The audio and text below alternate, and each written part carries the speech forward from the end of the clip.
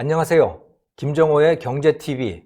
오늘은 삼성바이오로직스 분식회계 문제에 대해서 살펴보려고 합니다. 삼바 분식 이야기라고 하는 시리즈로 4~5편 정도를 이렇게 다뤄봐야 될 것 같습니다. 하도 문제가 복잡하고 얽혀있는 이슈도 많고 그래서 한 번에 다 할 수는 없을 것 같습니다. 그 첫 번째 이야기, 콜 옵션에 관한 것입니다. 일단 이름이 어렵죠. 네. 그런데 한번 들어보시기 바랍니다. 증권선물위원회가 삼성바이오로직스에 대해서 분식회계를 했다, 이렇게 결정을 내렸습니다. 분식회계란 회계장부를 가지고 장난을 치는 거죠. 그래서 회사에 실제로 돈도 없는데 뻥튀기를 해가지고 마치 돈이 많은 것처럼, 재산이 많이 있는 것처럼 그렇게 거짓말을 했다, 그런 내용입니다. 조금 더 구체적으로 살펴보겠습니다. 증권선물위원회가 삼성바이오로직스에 대해서 결정한 사항은 크게 2가지입니다. 첫째, 삼바는 처음부터 그 자회사인 바이오에피스라고 하는 회사를 관계회사로 처리했어야 했다.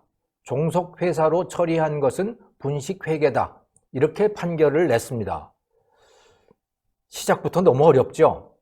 관계회사, 종속회사, 이게 전부 회계 용어인데요. 여기에 대해서는 다시 말씀을 드리겠습니다. 일단 들어두시기 바랍니다.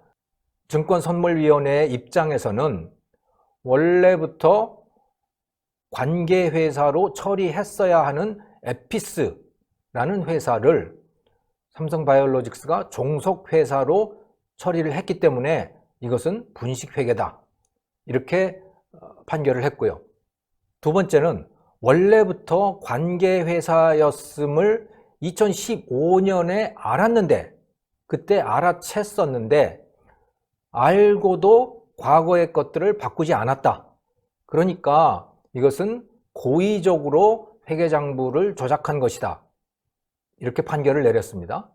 그래서 크게 2가지입니다. 하나는 바이오에피스라고 하는 이 회사를 삼성바이오로직스가 관계회사로 처음부터 처리를 했어야 됐는데 처음에 종속회사로 했다가 이것을 관계회사로 바꾼 것, 이게 회계장부 조작이다 라고 하는 것이고, 2015년에 그것을 알았음에도 불구하고 과거의 것을 수정하지 않은 것은 이것은 더욱더 중한 회계 조작이다, 이런 내용입니다.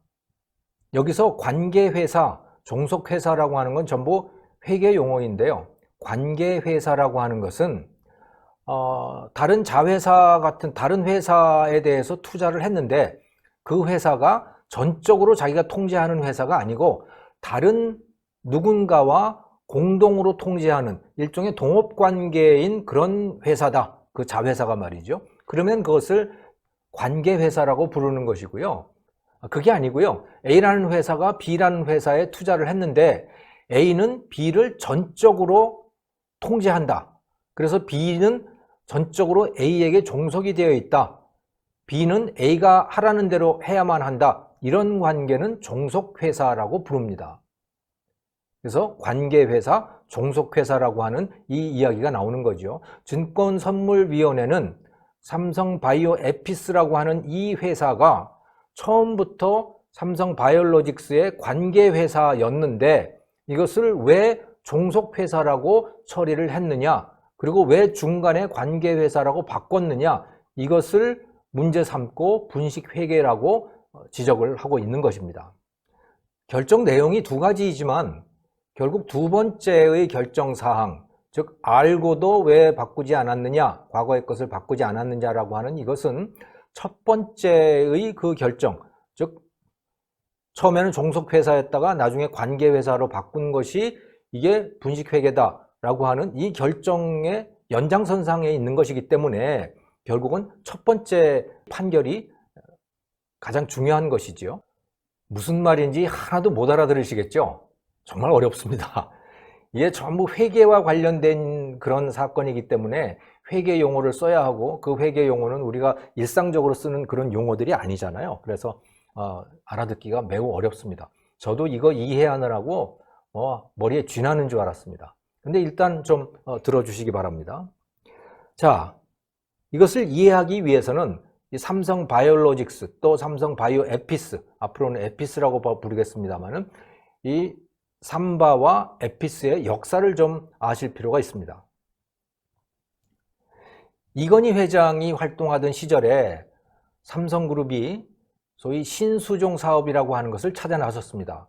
삼성전자, 반도체 이것의 수명이 다 하고 나면 그러면 삼성그룹은 뭘 먹고 살아야 하느냐, 그러니까 새로운 먹거리를 찾자라고 해서 여러 가지의 후보 산업들을 찾았고요. 그 중에 이 바이오 산업도 거기에 들어 있었던 것이죠. 그래서 이 바이오 산업이라고 하는 것은 생체를 다루는 그런 산업입니다. 그래서 약품, 류마티스 관절염이라든가 또는 뭐 항암제라든가 여러 가지 그런 약품들을 만드는 그런 산업이에요. 처음에 시작했던 것이 삼성 바이오로직스라고 하는 회사를 만든 겁니다. 2011년에 설립을 했어요. 이 삼성 바이오로직스는 바이오시밀러라고 하는 것을 대량 생산하는 그런 기업입니다. 시밀러라고 하는 거는 비슷하다는 거잖아요. 그러니까 뭐 일종의 복제약 같은 것을 대신 만들어주는 기업이다, 이렇게 이해하시면 되겠어요. 그런데 남의 약을 대신 생산해 주는 거는 참 그 한계가 있잖아요. 그래서 스스로 바이오시밀러를 개발하는 그런 회사도 만들어야겠다. 그래서 조금 더 차원이 높은 회사를 하나 만들기로 한 거죠. 그게 삼성 바이오 에피스입니다. 에피스라고 하는 말은 그리스어로 과학이라고 하는 거죠. 그러니까 주로 연구 개발을 하는 회사예요. 삼성 바이오 에피스라고 하는 이 회사는. 그런데 삼성으로서는 그 실력이 없지 않습니까? 누군가 동업할 사람이 필요했습니다. 그래서 동업자들을 찾아 나섰는데 뭐 다들 시큰둥했던 거죠. 왜? 삼성이 전자는 잘하지만 제약 분야 또 바이오 분야에서는 어떤 경험도 없는 그런 회사이기 때문에 누구도 합작을 하려고 하지 않았습니다. 겨우 하나 찾아낸 회사가 바이오젠이라고 하는 회사입니다. 미국 회사인데요. 1978년에 설립이 됐고 꽤 실력이 있는 회사입니다. 바이오젠과 삼성 바이오로직스는 이제 공동 투자를 해가지고 그래서 삼성 바이오 에피스라고 하는 바이오시밀러 연구 개발 회사를 만들게 된 거죠. 그런데 바이오젠도 사실은 이 프로젝트에 대해서 매우 미온적이었어요. 그 당시에 투자 방식을 놓고 보면 그걸 확연하게 알 수 있습니다. 바이오젠의 입장에서는 굳이 여기다 투자를 하고 싶지가 않은 거예요. 그냥 기술만 제공하고 뭐 그러다가 결과가 좋으면 뭐 조금 이익을 좀 볼 수 있으려나 뭐 그런 정도의 태도였던 거죠. 그래서 투자부터 85대 15로 투자를 하게 됩니다. 즉 대부분의 돈은 삼성 너희들이 대라. 우리 바이오젠은 난 뭐 돈 별로 댈 생각 없어. 삼성 바이오로직스가 2,805억 원을 투자를 했고요. 바이오젠은 495억 원을 투자를 했습니다. 그렇게 해서 합쳐서 3,300억 원을 만들어 가지고 시작한 회사인 겁니다. 그러니까 바이오젠은 매우 미온적이었죠. 그런데 바이오젠이 가만히 생각을 해보니까 이거 혹시 성공할 가능성도 있는 거 아니에요. 그렇다면 성공을 했을 때 어떻게 할 것인가. 그래서 콜 옵션이라고 하는 걸 걸게 됩니다. 콜 옵션, 이런 이야기입니다. 성공을 하게 되면, 다시 말해서 바이오시밀러 개발에 성공해서 시장에 진출하는 데 성공한다. 기업 가치가 높아지고 주가도 오르고 이렇게 되면 그러면 나한테 주식을 좀 주어. 이렇게 된 거죠. 그래서 정해진 가격 1주당 5만 원 내 내가 50%를 나한테 줘. 처음에 시작할 때는 85대 15이지만 성공을 하면 바이오젠에게 50%를 달라. 이런 조건을 내걸게 됩니다. 이런 것이 콜 옵션이라고 하는 거예요. 즉 어떤 조건이 충족되면 정해진 가격에 그 주식 또는 그 물건을 살 수 있게 해달라라고 하는 거죠. 그래서 바이오젠은 15%라고 하는 작은 자본만 출자를 했지만 성공을 하게 되면 주식의 50%, 정확히는 50% 마이너스 1주입니다. 50%를 우리에게 달라라고 하는 조건을 걸게 되고, 삼성으로서는 상당히 굴욕적인 조건이지만 그럼에도 불구하고 아쉬우니까 뭐 별 수가 없는 거죠. 기술이 없으니까. 그렇게 해서 삼성 바이오 에피스라고 하는 회사를 시작하게 됩니다. 그게 2012년입니다. 그래서 연구개발에 착수를 했습니다. 처음에는 뭐 온통 적자죠. 2012년도 적자, 2013년도 적자, 14년도 적자, 계속 적자가 쌓여갑니다. 왜? 상품이 안 나온 거거든요. 바이오시밀러를 개발을 해야 되는데 이게 오래 걸리는 프로젝트인 거예요. 그러다가 2015년 후반부에 들어서서 이제 그 바이오시밀러를 개발하는 데 성공을 했고, 또 유럽에서 판매 허가를 받는 데에도 성공을 합니다. 한국에서도 판매 허가를 받는 데 성공을 하게 되죠.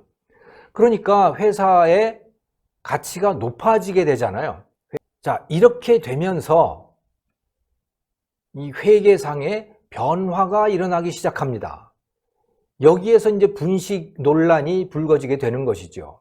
그렇게 됐던 것은 바로 이 콜 옵션이라고 하는 것 때문에 그랬던 겁니다. 바이오젠은 처음부터 말씀을 드렸지만 삼성 바이오로직스에 별로 투자할 생각이 그렇게 많지 않았어요. 처음에 15%만 투자를 했고, 중간에 유상증자를 한다고 할 때도 의무적으로 참여를 해야 할 때만 찔끔찔끔하고, 의무가 없을 때는 유상증자에도 참여하지 않고, 이런 태도를 보였었어요. 네. 그래서 처음에 85대 15로 출발을 했는데 나중에는 이게 91%대 9%까지 된 거죠. 왜냐하면 계속 적자는 발생하고 현금은 들어가야 하는데 돈은 없는 거 아니겠어요? 왜? 수입이 발생하지 않으니까. 원래 R&D 투자라고 하는 게 이런 성격을 갖고 있는 것이고. 그래서 계속 증자를 하는데 삼성만 증자에 참여를 하고 바이오젠은 참여를 안 한 겁니다. 그래서 91대 9까지도 그렇게 가는 거죠. 그만큼 바이오젠은 이 회사에 대해서 별로 관심이 없었던 거예요. 예. 그런데 바이오시밀러 개발하는 데 성공을 했고 판매 허가를 받게 되고 이런 분위기가 막 무르익고 그러니까 바이오젠이 저 회사가 성공할 가능성이 꽤 있네? 이런 판단을 하게 됐던 것 같아요. 그래서 이 콜 옵션을 행사할 생각이 있습니다 라고 레터를 보냈다고 합니다. 이제 생각이 좀 바뀌기 시작한 거죠. 자, 그 레터를 받으니까 삼성 측의 입장에서는 이제 그러면 콜 옵션이 행사될 가능성이 있고, 지금까지는 처음에는 85대 15였고 그러다가 중간에 유상증자를 통해서 91대 9의 지분 비율이 있었는데 콜 옵션을 행사를 하게 되면 이게 50대 50으로 바뀔 가능성이 매우 높아진 거죠. 이런 상황에서는 국제회계기준이라고 하는 데서 이것을 반영하게 되어 있다고 합니다. 과거에는 완전히 삼성 바이오로직스가 100% 거의 100% 지배하는 회사였는데 91대 9이지만 이제 바이오젠이 50%를 요구해가지고 실질적으로 그렇게 될 가능성이 매우 높아지니까 이제는 50대 50인 회사로 처리할 필요성이 생겨난 겁니다. 그런데 50대 50이 되게 되면 이거는 종속회사가 아니고 관계회사로 바뀌게 되는 거예요. 91대 9 또는 85대 15 이 정도면 일방적으로 삼성이 지배하는 건데 50대 50이면 삼성이 일방적으로 지배하는 게 아니고 거의 공동 경영을 하는 형태가 되니까 관계회사로 봐야 된다라고 결정을 내린 거죠. 그런데 종속회사 상태에 있다가 관계회사로 바꾸게 되면 회계 처리를 바꿔야 될 것이 있답니다.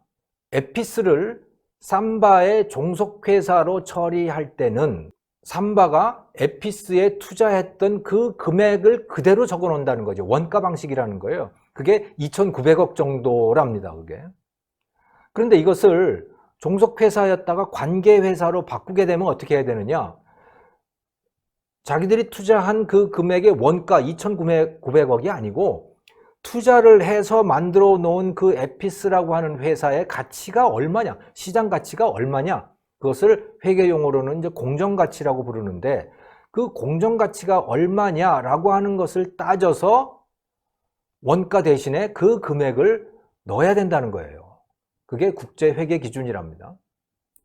자, 그렇게 하자니까 바이오 에피스, 이 에피스라고 하는 회사의 가치를 평가를 해야 되잖아요.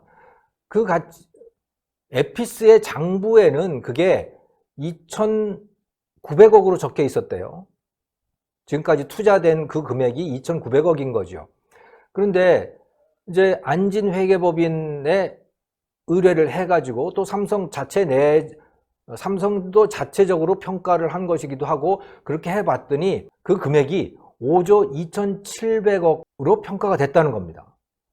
이것은 바이오시밀러를 만드는 또 다른 회사인 셀트리온, 여러분 셀트리온이라고 하는 회사 아시죠?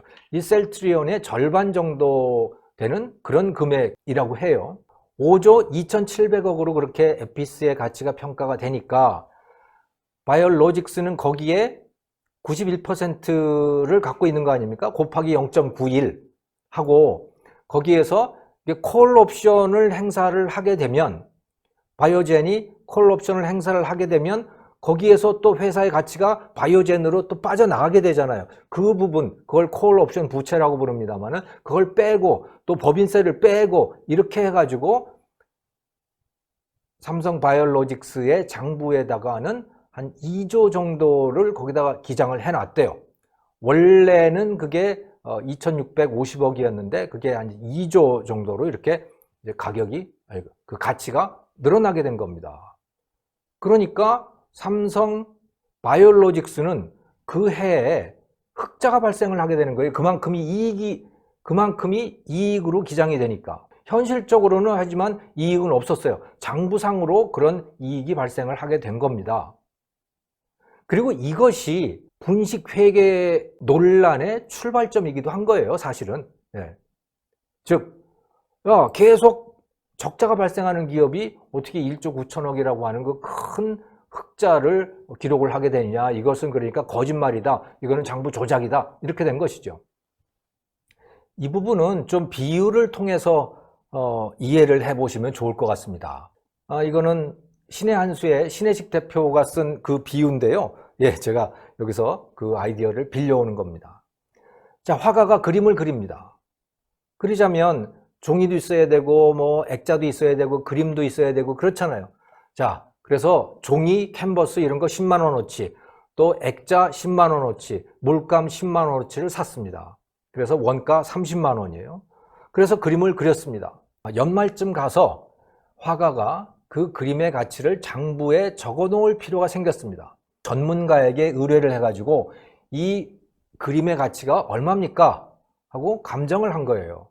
그랬더니 이거는 500만 원 정도에 팔릴 수 있겠습니다. 라고 감정가를 받았습니다. 이것을 회계 처리하는 걸 한번 생각을 해보시죠. 처음에 이 그림의 원가는 종이 10만 원, 물감 10만 원, 액자 10만 원 해서 30만 원이라고 하는 원가로 장부에 기록이 돼 있었던 겁니다. 그런데 감정가를 받았잖아요. 그래서 500만 원이 된 거예요. 그 500만 원을 또 장부에 기록을 하게 된 거예요. 그러면 그 차액이 있지 않습니까? 그 차액 470만 원은 그러면 뭐냐? 이거는 이익이 되는 거죠. 그래서 장부에 이익이라고 470만 원이 기록이 되는 겁니다. 지금 이거하고 똑같은 거예요. 2,650억이라고 하는 삼성 바이오 에피스의 입장에서는 2,900억인데 자, 2,900억을 들여가지고 연구 개발을 했어요. 판매 허가까지 받았어요. 그러고 났더니 이 회사의 가치가 얼마가 됐느냐? 5조 2,700억이 됐다는 겁니다. 안진회계법인이 평가하기로는. 그러니까 그 차액은 어떻게 된 거냐? 그건 이익이 되는 거예요. 바이오 에피스에 이익이 되는 것이고 그 에피스에 투자를 했던 삼성 바이오로직스도 자기의 지분만큼 또 이익이 된 것이죠. 그렇게 장부에 적히게 됐던 겁니다. 그러니까 하나도 수익이 발생하지 않았는데 이익이 생긴 거예요. 마치 그 화가가 그림을 팔지 않았는데도 장부상에 이익이 발생한 거하고 똑같은 원리인 것입니다. 자, 어쨌든 간에 2,900억, 뭐 거의 3,000억 정도를 투자를 했는데 이게 5조 2천억이 됐다는 거 아닙니까? 그러니까 거의 뭐 한 17배 정도의 큰 이익이 발생을 하게 된 거죠. 삼성이 대박을 낸 겁니다. 근데 이것은 삼성만 대박이 난 게 아니죠. 같이 투자를 했던 바이오젠의 입장에서도 이건 대박이 난 겁니다. 자기가 원래 투자를 했던 15%의 지분, 나중엔 그게 9%가 되는 거죠. 이것도 열 몇 배로 불어난 거예요. 거기다가 그게 다가 아닌 거지요. 콜 옵션을 가지고 있었지 않습니까? 회사의 주가가 높아지면, 회사가 상태가 좋아지면 내가 언제든지 이거를 50%까지 주식을 살 수 있어. 5만 원이라고 하는 가치에. 이게 콜옵션인데 보니까 바이오시밀러의 유럽 판매 허가도 받았지, 한국 판매 허가도 받았지. 그러니까 콜옵션을 행사하는 게 이익인 상태가 된 겁니다.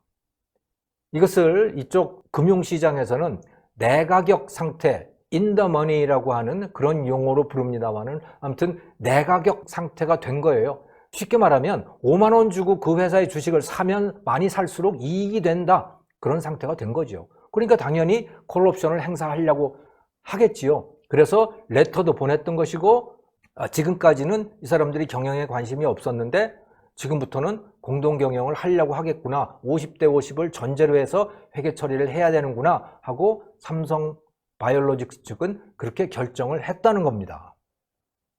했다는 겁니다라고 말씀을 드리는 건 여기에 대해서도 논란이 많이 있기 때문에 제가 이제 그렇게 말을 전하는 식으로 제 말을 하고 있는 것입니다. 증권선물위원회는 삼성 바이오로직스의 이와 같은 회계 처리가 장부 조작이다. 이렇게 본 거예요. 예. 그럼 증선위의 입장은 뭐냐? 왜 처음부터 관계회사로 처리를 하지 않았느냐? 바로 이것을 문제 삼고 있는 것이죠. 처음부터 관계회사로 처리를 했어야 했다라는 거예요. 처음부터 공동경영 아니었냐? 이렇게 말을 하고 있는 셈인 겁니다. 왜?